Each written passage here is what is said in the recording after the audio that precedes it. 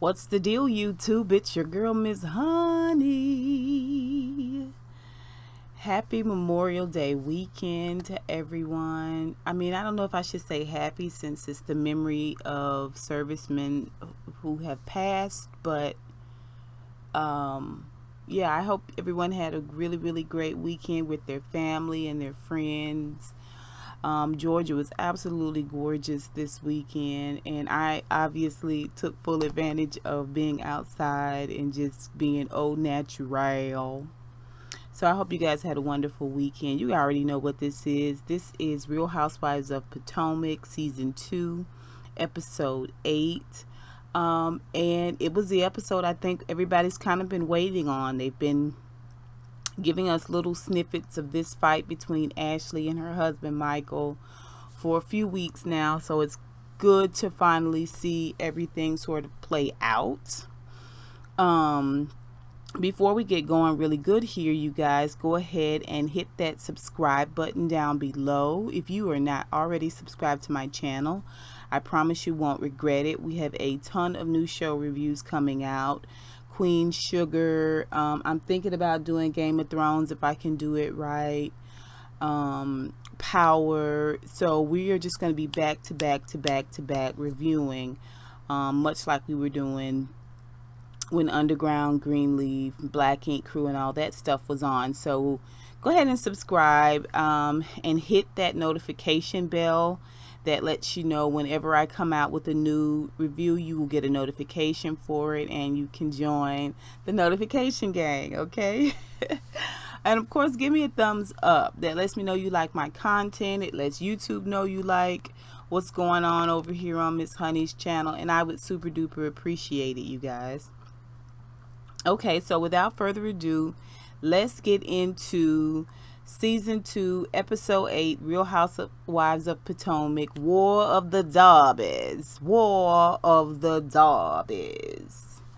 Okay, so the episode opens with the actual end of the episode, which is this little tiff between Michael and Ashley just outside of the restaurant. And then we back up, flashback to 8 days earlier, before all of this stuff happened. And what we find out is that Ashley has decided to make an executive decision. Even though Michael has been fighting her tooth and nail about changing the menu of the restaurant. He wants it to be intrinsically Australian.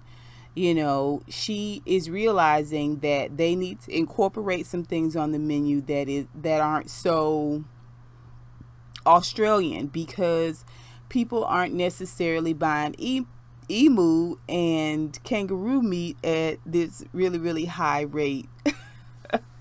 Evidently the market for kangaroo and emu is not as high, you know, in DC or in Maryland as in Australia. So she's made an executive decision, and she's also decided to accompany these changes on the menu with an event. And she's going to invite vloggers and bloggers and critics, and she's calling it a critics tasting event. And like I said, she's done this sort of without Michael's approval, because he's been fighting her all along the way. So, you know, it seems like it's going to be good. Then we see Robyn and Juan, and they are finally at their basketball event, Juan's basketball event, basketball camp for kids. And there are a ton of kids there. He seems like he's really cool with all the kids. He seems like he's in his element. And we can see Robyn standing off to the side and looking at him. And the way she looks at him is a look of pride and affection. You know what I'm saying? Like, this is what they've always done. And even though I've divorced you and we're not together, we still look like we're together, and that's enough for me. Like, she's admiring him from the sidelines. And when he comes over, she tells him how proud she is of him, and you know how great he is and what a great example he is for the kids and all of that. Okay, Robyn. If you guys have not seen Beautiful Souls, she did a little a vlog about Robyn and Robyn's response to Juan last week, being on the hot mic and talking about he'd be gone if the kids weren't there. And there's this whole discussion about it over there. So you guys have not seen Beautiful Soul's vlog on that, I will put a link for it down below. But she sort of goes into you know, what Robyn is saying is going on, you know, during this whole hot mic situation. Anyway, so he comes over, she tells him how proud she is of him, and he says, you're not too bad yourself, you know, like, I mean, if it's true that she's the one holding this relationship up and he really, really wants to be with her, I don't see that affection coming from him. I don't see that involvement coming from him. And we're going to talk about that a little bit more. Then we see Karen and Monique. And Karen, Monique, and Ashley meet up for golf. Ashley is the last to arrive. First we see Karen and Monique. And they are going to be hitting at the putting green. It's all very cute. It's all very lovely.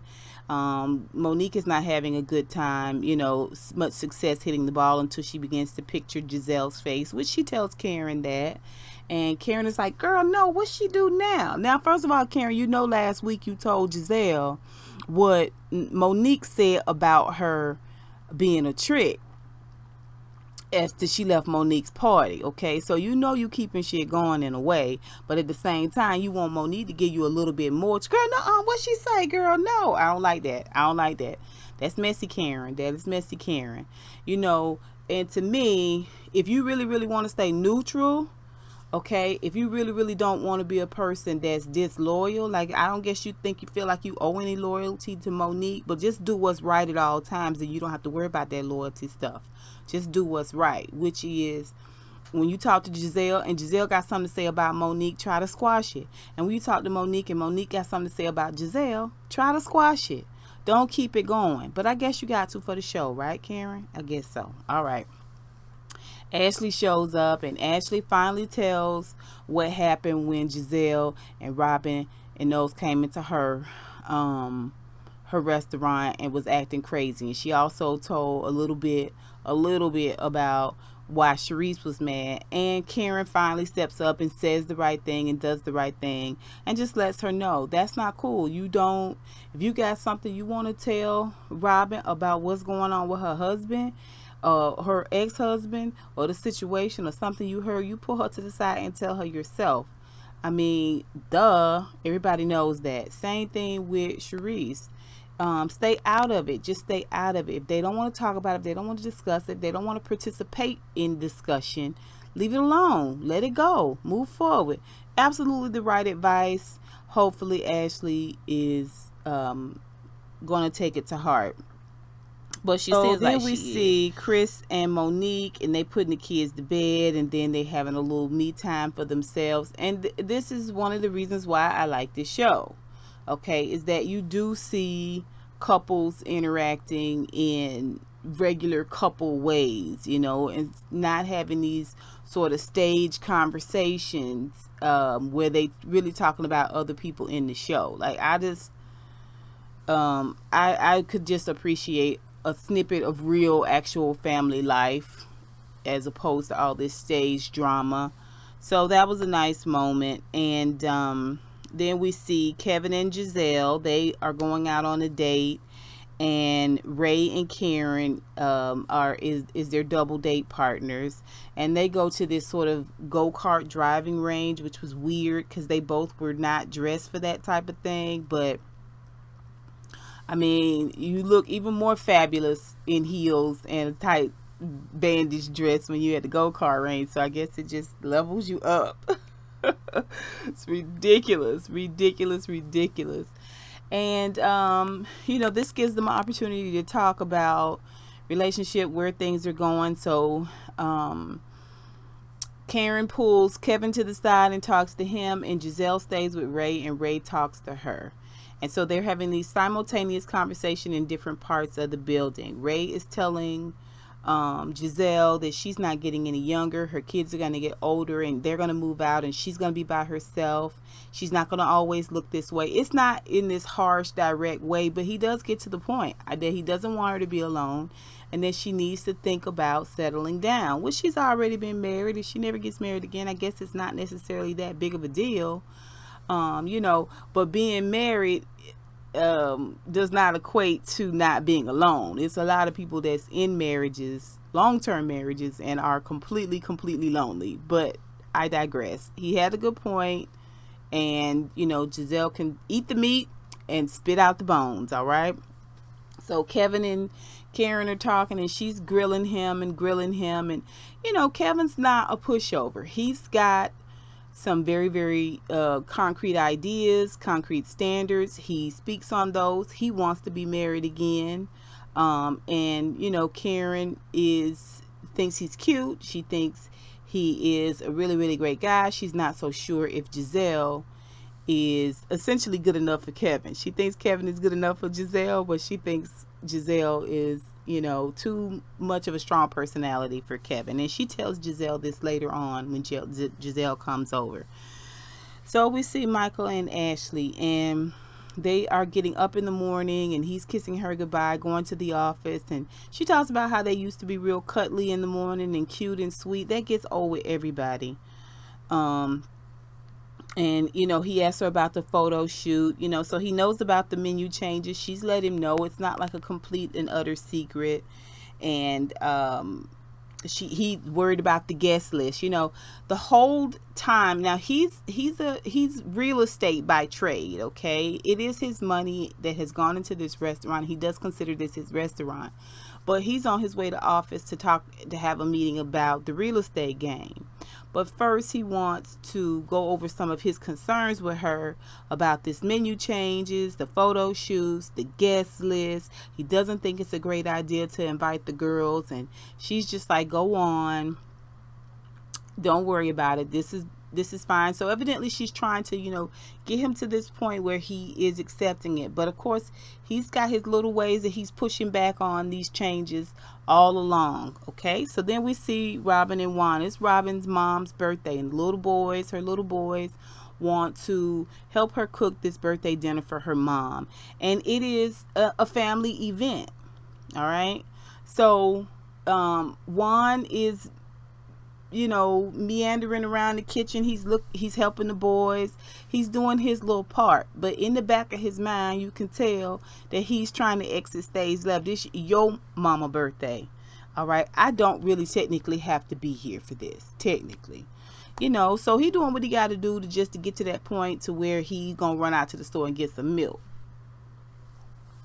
So as the doorbell rings, her mom comes in. He's like, yeah, my boss want to meet with me. And she's like, right now? He has to understand this is weekend and this is your family time. Robyn, you're not married to Juan. You guys are not a couple. He really doesn't have the answer to you. He can get up and leave anytime he wants to. I think after going back and forth with myself and listening to all of these blogs and vlogs and all my favorite reviewers for Housewives of Potomac, I realize now that Juan is frustrated with Robyn trying to hold him in this situation. That is what I believe. And this conversation really revealed that. Now, I know that there's a ton of editing that goes into these shows, and they give you this impression of what's going on, and that may not necessarily be the whole story. But in my opinion, no one's going to put a story out about me and I don't clear it up. And the fact that only Robyn is speaking out to these different vlogs and blogs and writing articles and all that stuff about what's really going on in Juan's mind, we don't know. All we get is these little small snippets of him expressing really the fact that he doesn't want to be there, that he doesn't want to be present for this stuff. That's what we get. That's all we have. That's what we're going with. Because if it was me, like I said, I would have been spoke up about what's going on in my marriage and what's going on, especially if people tearing me apart and talking about me. Nah. Let's clear this up. Let's be clear. But we don't have that. We just have these little moments where he is constantly on his phone, and we hear Robyn saying in the background, Juan can definitely sometimes be distant.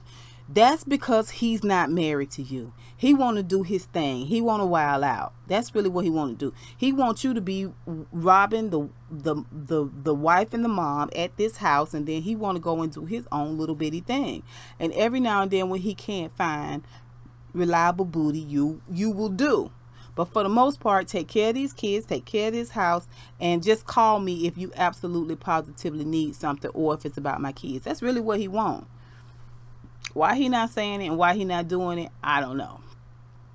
You got a boss, you got a job, you ought to be able to get yourself a small apartment and still contribute just like everybody else, just like every other broken up couple, and still contribute to the household. It's not rocket science. Although I know Maryland is expensive, it's still not rocket science. Anyway, so she just tells him, you know, your boss has to understand that you have family time and da-da-da-da-da. Y'all not married. He can leave anytime he wants to. This is his ex-mother-in-law. Although y'all raised him and all of that, he obviously don't want to be there. Let him go. So they sitting around like a couple. Robyn's talking about, you know, learning a little bit more about her history. People don't believe that she's really, really black. I'm not really sure why they don't believe that. It's obvious to me. It's obvious to me that there's something else in your family line, which is probably Caucasian. I mean, that's just how it probably is. So, and then they also talk about the fact that the mom and the dad don't really get in Juan and Robyn's business, and how much Juan and Robyn really appreciate that. But we'll see how long that's gonna last. I did see a Snapchat video on YouTube that Gizelle was saying that Robyn and Juan are doing great. I don't know if she meant together. This was from last night's episode. She did a Snapchat just going over last night's episode. So I don't know if she mean they doing great separately in their own homes where they are, or if they doing great together. But it's ridiculous at this point, and I'm sorry, the both of them together, although they want to be professionals, Robyn and Juan considered professionals and grown-ups and adults, it has been an extremely confusing, convoluted look that they are giving to all of America, and I personally have lost respect for both of them, because things should be done a little bit better. And to me, there's no excuse why it's not. Like, you guys are not going to make me believe that you're not okay with this screwed up situation, even if it's just for the cameras. Okay, so then we see Karen's doing a photo shoot for Ray, and Gizelle sort of helping her pick out some stuff. Later on, we see Gizelle come over and help Karen with the photo shoot, and they get a chance to chit chat and talk.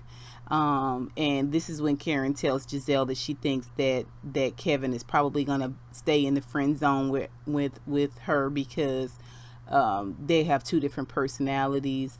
Gizelle had an old yeasty cat suit on. I was just like, I don't understand. To me, cat suits look so much like pajamas. I don't know. I don't think people should be in one pieces unless they're babies.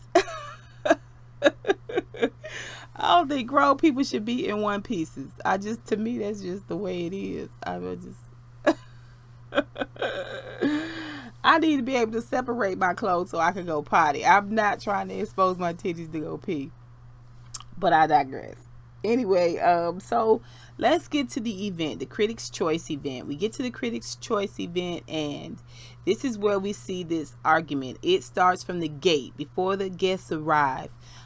She's trying to do it all. She's talking to the chef. She's trying to figure out how many servers are showing up. They've only so far have 2. Is the bar stocked? Do we have enough of this? She's doing all these management things, and she wishes, of course, that Michael was there to kind of give her some support. She calls him on the phone, and he is there outside. They've obviously been fighting all day. It's one of those situations where you can kind of tell that they've been going at each other all day long. With the quips and just little digs and little things like that. And he's not going to come inside. He wants her to come outside. She goes outside, and this is when she's behind the car. He's shooing the cameras away. Go on, go on, go on, because people feel like if you're not being filmed, then you're not being recorded. But she's mic'd up. And so we hear this conversation about him wanting her to apologize, and he's going to shut this restaurant down. It is his restaurant, you know, and I'm just making a note of how many times he asks for an apology and how many times he threatens to shut the restaurant down and reminds her that this is his restaurant. And to me, that's where he looks bad, in my opinion, because you guys all first season we're going to roll this restaurant out. You talked about this restaurant and it seems like you guys were on the same page, and now you're in this position where things aren't going as great, and what you want to do is make an executive decision to shut the whole shebang down, and you really don't want to give her the 2 or 3 years it's probably going to take to get that restaurant really rooted and grounded. All right, so every time you get mad at her, you threaten that restaurant, and I can tell. So they have this conversation, and she goes in, she lets have, she is in full black girl mode. She is just like, and you being an asshole, no boo. You know, he's just like, I don't understand why you're acting this way. I don't understand. You're not the young, naive, innocent girl I first married that I could tell whatever to do, whatever, and she would just do it. You're not the same wide-eyed little girl that I married. I don't understand why you're talking back now. Why are you being so disrespectful? That's how he's coming across. So she walks off and goes on back inside. Once again, talking to the chef. He comes in, can I talk to you for a minute? And she's like, why do you want to talk? It's this awkward moment where you realize your boss is arguing with their spouse, but you don't want to get involved, but you just don't want to look like you listening either, but you like, God, hey, look at the way he talked to her. Look at the way she talked to him. So they're going all over the restaurant. It's not really loud. It's, you know, it's civil discourse, but it's discourse nonetheless. So she walks up, he's cutting some menus or some comment cards or whatever, and she walks up to tell him thank you for helping with this, and he says, now if you would just give me an apology. Okay, this is your second time asking for an apology. What is he asking for an apology for? What did she do? Is he asking for an apology that she went behind his back and made an executive decision to change this menu? What exactly is he asking for an apology for? And she tells him, you're not my partner, you're my parent. Okay, at this point you're not acting like my partner, you're not trying to support me, you're trying to parent me. And he's like, my restaurant, my rules, my way, it's my call, you know, he's just my.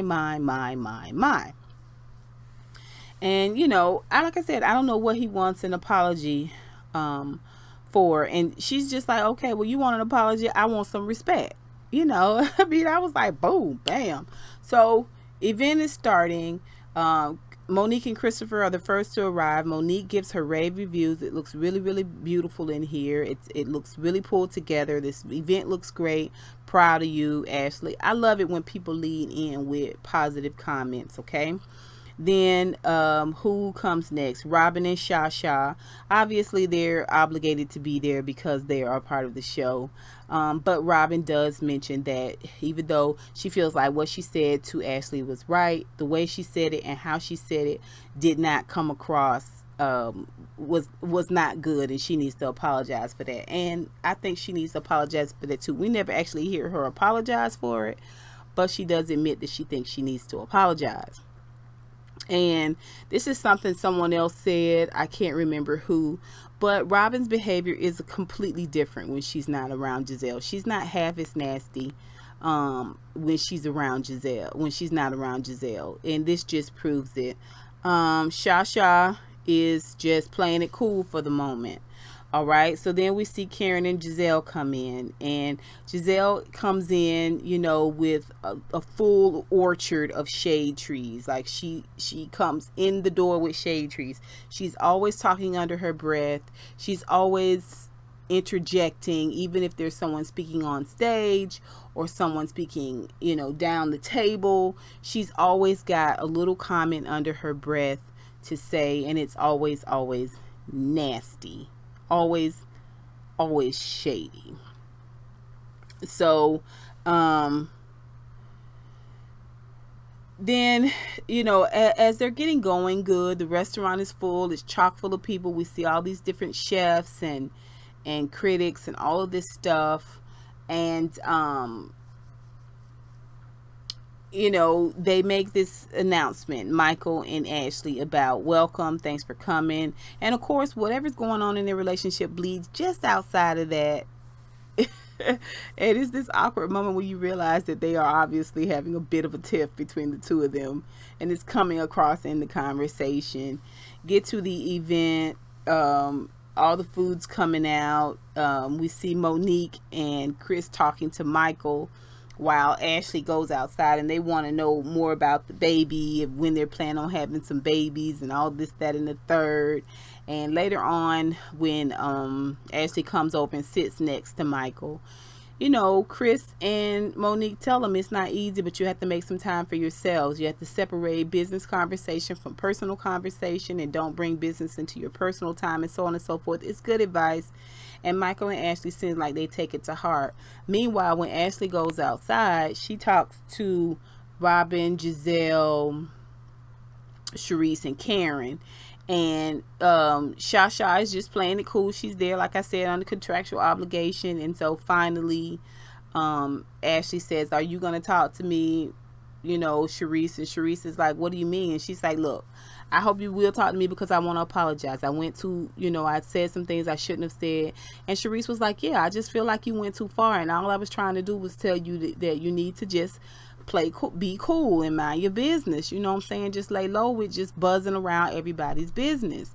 And then of course Robyn gets into it about what she felt and how it relates to last year when Ashley was Googling her financial business and talking about it and calling her you know, making reference to her being on her last leg, basically. And she's just like, I just don't know. I don't know, how genuine are you when you always, you know, somewhere else with somebody else discussing me? That makes me feel a certain type of way. And through all of this, Gizelle kept trying to check Ashley, and Ashley wasn't having it. She was already on 10 from dealing with a controlling ass husband. What she was not going to do is let Gizelle control this conversation too. So she was just like, Gizelle, I'm gonna say what I gotta say.